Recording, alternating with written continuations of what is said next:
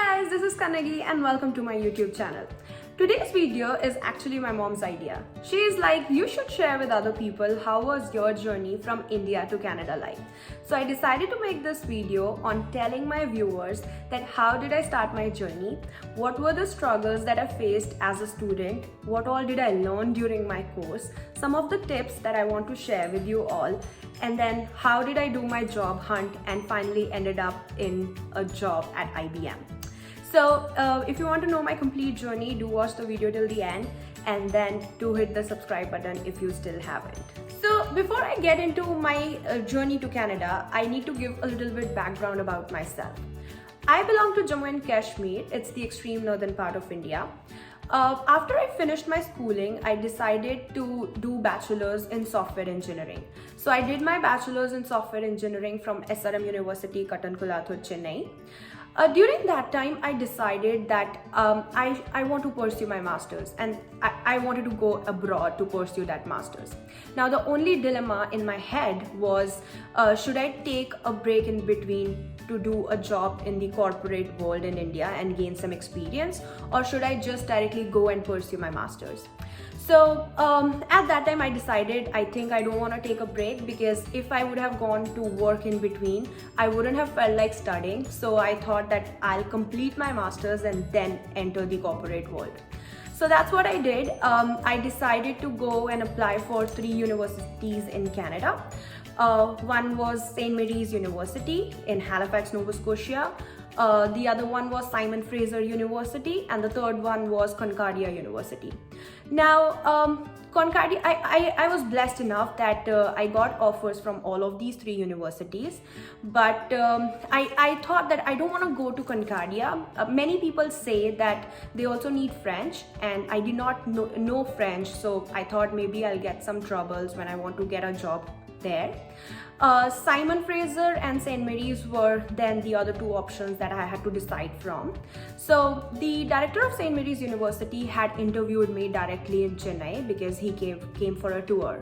So at that time when we talked to him, I felt sometimes you feel that yes, this person is there to help me, and talking to a person face to face gives you that assurance. So that was the deciding factor. I decided to come to Halifax, Nova Scotia to pursue my master's in computing and data analytics, and that's where the journey started from. So I applied for my student visa. St. Mary's University has tie-ups, so I think most of the university do. So they help you with your student visa free of cost, so you don't have to pay anything.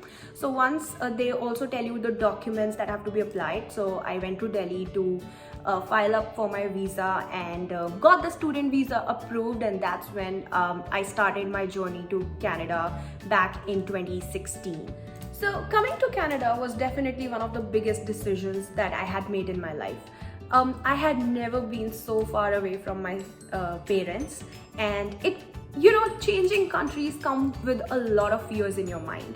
I think the few fears that you have is a fear of going to another country, a fear of different people, a fear of would you be able to survive in their education system, a fear of would you be able to get a job after you graduate, and most important of all, you all have a feeling that since your parents are putting in so much effort, would you be able to make them proud?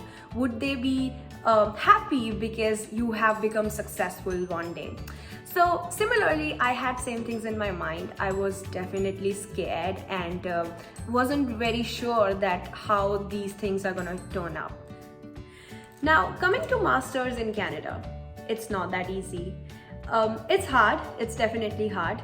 My university did not have any exams, so most of my friends used to be like, come on, there are no exams, what is a big thing? But it's very important to go through all the curriculum and at the same time solve all the case studies. So we used to get a lot of case studies and projects. It was actually more of hands-on training that you have to do. So it's very important that you understand each and every concept, because how will you apply if you don't even know what that concept is? So for me in particular, in the beginning, it was super hard. I remember picking up the phone and calling my mom that I'm not able to do this, I think I want to come back. But when I thought about that, how much effort, how much money they have put into it, how much struggles there were to actually make my dream successful, um, I decided that maybe no, that's not I should do. I should go ahead and study, and then whatever happens, my family said that we'll face it together. Just give it a shot.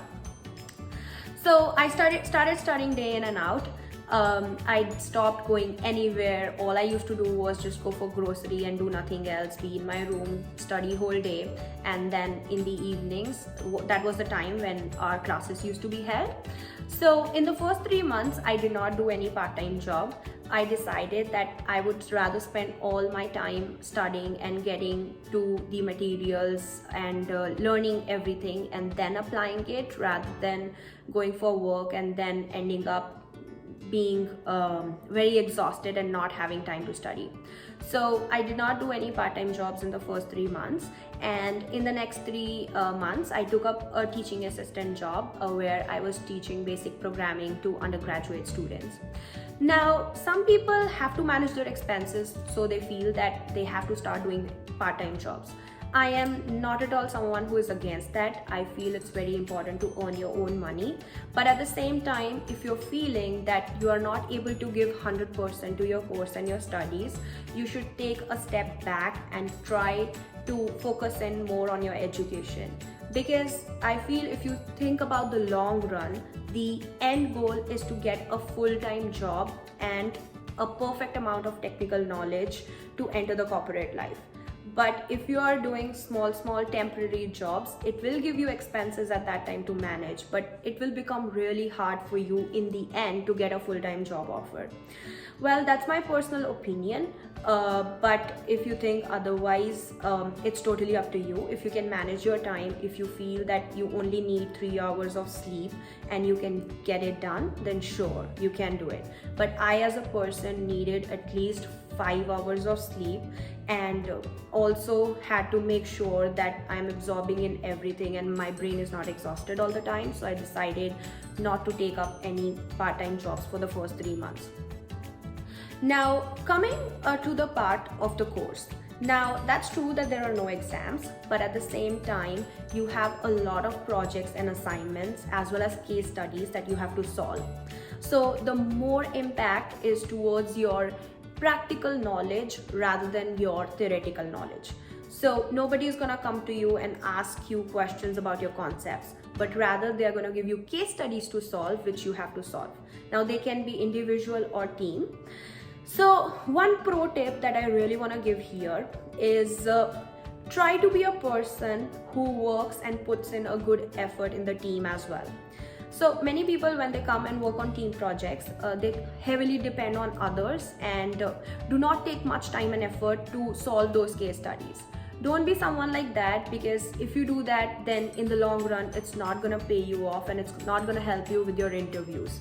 So if you want to make sure that in the end, all these case studies actually solve you, try to come up with the solutions and ideas yourself. So talking about me, I was one of the youngest students in my class. I think more than the class itself, I learned from my team, because the students who were in my team were mostly part-time students. Yes, you can take this course part-time as well. So they were already working in corporate, and the other half were those who already had experience. So choosing a team wisely makes a good decision. First of all, you get to know from people who are different parts of the world, and at the same time, you learn from their skill sets. It makes you really overall good, and that's what helped me the most. I started learning from them. It gave me a lot of presentation skills, it gave me a lot of ideas, and more important, it gave me a perspective to think in a different direction to what I was already thinking in. So I think some people did ask me for advice when we are coming to pursue masters. My first advice is focus on your goals, what you want to achieve, and according to that, start preparing for it. Do not waste a lot of time outside, but rather focus on your education so that it becomes easier. Second is learn properly to work in a team. Do not be dependent on others, but rather try to do and come up with solutions yourself. And most important of all, manage your time. If you are someone who can manage their time properly, who can implement things, I think the world is yours. In the end, you're not going to face any difficulty if you do that wisely, and that's what is going to make you successful. You can start applying for your internships. Especially in my course, the next 8 months was more of practical internship based. So you can start applying for your internships. So when I was starting applying to my internships, there were a lot of companies that I applied to. Now, since I did not have prior experience, I feel that is one of the factors that many companies I could not apply to, because they were demanding like 1 to 3 years of experience. And there were many you could still apply to, because they need like new grads to come and work for them. So apply to many of those companies as well. And there were a lot of rejections. I wouldn't lie about that. So I think the best part that you need to understand, or you have to keep in your head, that not every company is gonna come and hire you. You are gonna face multiple rejections before you get one of your dream jobs. But the key is keep applying. Never give up on applying. Never lose that enthusiasm. Never feel that you are good for nothing, so it's better to just stop. Keep on applying. And once I kept on applying, I finally got offer from IBM. In order to complete your course, you need to have your internship and project, which was for 600 hours, and then the other comes from the coursework. So for me, I did not go home in December, which is the Christmas time. The reason was that I wanted to stay in the university and keep doing projects, because I felt that will give me enough experience so that when I go to the job market tomorrow, nobody can say no. I requested my director of the course that I need to work on some projects, so give those to me. I'll work in day in and out, and in the end produce some quality product. So whole of my December and January, I stayed up when everybody was on vacation and completed my courses. Now, when I did that, I did not know that I would get hours from there. And then after I got an offer from IBM, they wanted me to immediately start as a full-time rather than an intern. So the director of the course, he agreed to do that.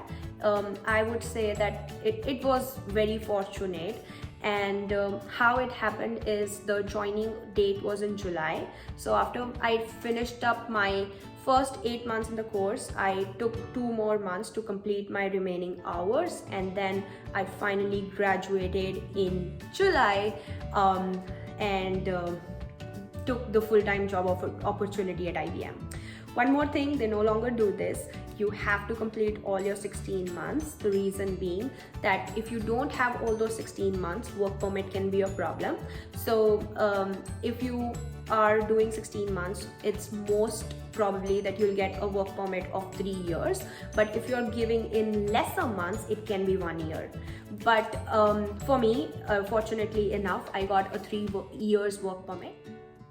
Now, before I jump into the work life, I want to share a few things with you from my education or as a student. Now, when I came here, I did not know cooking at all. So even though my mom told me so much to learn it, I did not. So what I used to do is, in order to save time and effort, I used to go to the grocery shopping and get all the frozen items. So I would just heat up those items. Even the bread, the Indian roti, I did not know how to make it. I'll just bring everything pre-made and come and heat and eat it. So once I started doing that, within the first 2 weeks, I started becoming very sick. To understand, that's gonna affect your health a lot. So for me, I started gaining deficiency in different nutrients once I started doing that. And doctor at the campus told me that you have to start eating properly, else it's gonna affect your health a lot. So that's when I decided that I need to learn cooking. I need to cook on my own. At first I was making horrible food, but slowly doing video calls with my parents, then seeing a lot of YouTube videos, I started learning cooking and cooking on my own. So it's very important for you, if you're coming internationally, I wouldn't say that you need to be a pro in cooking, but at least learn something and come so that you can survive. And you can survive well, because if your stomach is hungry and your brain is thinking about food, you cannot study. Trust me, I know that experience. Alright, now comes the major part. My start of corporate life, which my parents and I feel super proud about. So I used to live in main downtown, and my office, which is in the IBM Bedford Center, is far away. So if you have to go to Bedford from your main downtown area, it takes 2 buses. And it takes around about of 1.5 hours if you include the wait times for the second bus when you are waiting for it. So since it used to take a lot of time, I used to wake up at 6 a.m, prepare my lunch, do my breakfast, then run to catch the bus, and finally reach office by changing 2 buses. So I decided to move somewhere in between where it would be a little easier for me. So what I did is I decided that maybe I can first check out the apartments near to my office so that it becomes easier.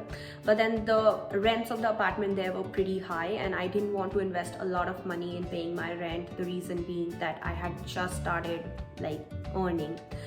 So I decided to do and come somewhere in between where the rent was cheaper and I had to just take 1 bus. Now, as they say, it comes with its own struggle. First of all, the only bus that used to go from there was either at 8:20 or at 8:45. So if you miss those, there's no more bus after that, and then you have to either do a cab or maybe call someone to pick you and take you to office. And then even same while coming back, there were only 2 buses in the evening, so if you miss those, it becomes really hard to come back home. So there were literally times where I used to run until the bus stop because the bus was just coming in and I didn't want to miss it. And sometimes it used to be snowing and I'll just walk like a little wobbly man to get into the bus. So it was funny, and then if you guys come here, you'll face those similar situations, but that's nothing disheartening, because at that time you'll definitely feel sad, like what am I doing? But once you come and it has been a while, you'll start feeling these things as very funny, because it just goes away with time. So same thing happened with me. Now I drive my own car, so and if I see anybody running behind the bus, I offer them a ride and take them to work with me. That's mostly my colleagues who I know. So that's how I started to my corporate world or my life as a new hire, as a new grad. I was offered the position of IT specialist and business consultant. First 9 months in my company were probationary period. So there was a lot of fear that if I don't do well, maybe I wouldn't be able to continue. And every place in Canada or every company in Canada has their own probationary period. So it can be either 6 months or 12 months, or in my company it was 9 months. So what I started doing is I started working a lot. So I'll go for my 9 to 5 job. After that, I'll come back home and I'll start working again. The reason being that I wanted to build my eminence, I wanted to build my reputation, I wanted to show them that I can quickly complete the work what you're giving me. But one thing that is totally very nice that I feel about Canada or companies in Canada, they really respect your work-life balance. So if you're working day in and out, so usually what used to happen when I work in the evenings, I used to send out emails that okay, this thing is done at late 1 a.m. or 2 a.m. because I wouldn't even sleep, and then I'll just take 4 hours sleep, and then again the cycle will start. Sometimes I wouldn't even cook dinner, I'll sleep empty stomach because I was so exhausted, I didn't feel like cooking anything. So that's when my manager connected with me and she told me that, see, we respect work-life balance a lot, so you should take time for your personal things rather than just working professionally. So since I belong to a country where everybody is super hardworking, I feel it has been built out in me that I need to build my eminence and I need to show everybody that yes, I can do this much good. So if you're coming to Canada, be prepared to respect your work-life balance. Yes, that's right. You have to give preference to your work, but at the same time, do take out some time to go out, enjoy those moments, and not just be stuck at the laptop. Build a good friend network because you need family away from home. And I was very fortunate enough that I got a very good set of friends who are just like my family here, and I started going out more afterwards. Now, coming back to my IBM story, after I finished my probation, my managers and everybody was super happy with my performance. So I got my first promotion, which was again very nice and exciting. I was promoted, no, not after the probationary period, but after a while I was promoted to the lead position where I led my Android team and gave them all the technical solutions and stuff like that. And after that, after a few months, I got promoted to the lead position where I was leading the whole mobile team, which included Android as well as iOS devs. And the best part is now I am the technical manager. Has been 4+ years at IBM now. So I'm the technical manager there. I also, besides my technical team of like 8 to 10 people, I also manage 11 people on my team. On the technical side, I give technical solutions and lead the team to finally do delivery of the product. So has been super exciting journey since then. Finally I moved to a good apartment. I'll definitely make a video on my apartment tour. I feel that even though I had a lot of fears at that time, I did a good job in making my parents proud, and I hope today if they're watching this video, it brings a smile on their face. And for the people who are watching this, go slow, take your time. There'll be a lot of hurdles, there'll be a lot of struggles, there'll be a lot of things coming in your way, but don't give up. Do not get disheartened. Everything is gonna be fine and you will be fine. One thing I do want to share before I end my journey is making your dream successful comes with the struggles and dreams of so many people back home. They have put in a lot of effort to bring you where you are going to be today. So never forget your roots, never forget who you were when you started, never forget your journey, and stay rooted, because that's the most important thing that's going to keep your success unshakable.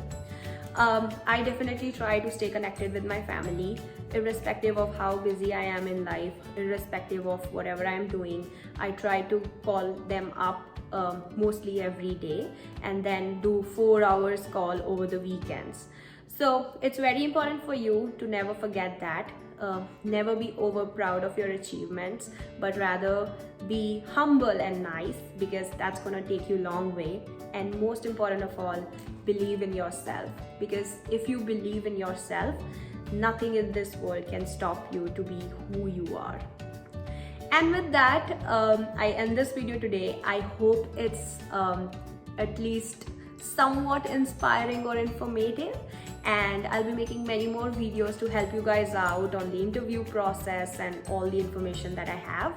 And keep watching. Bye bye for now.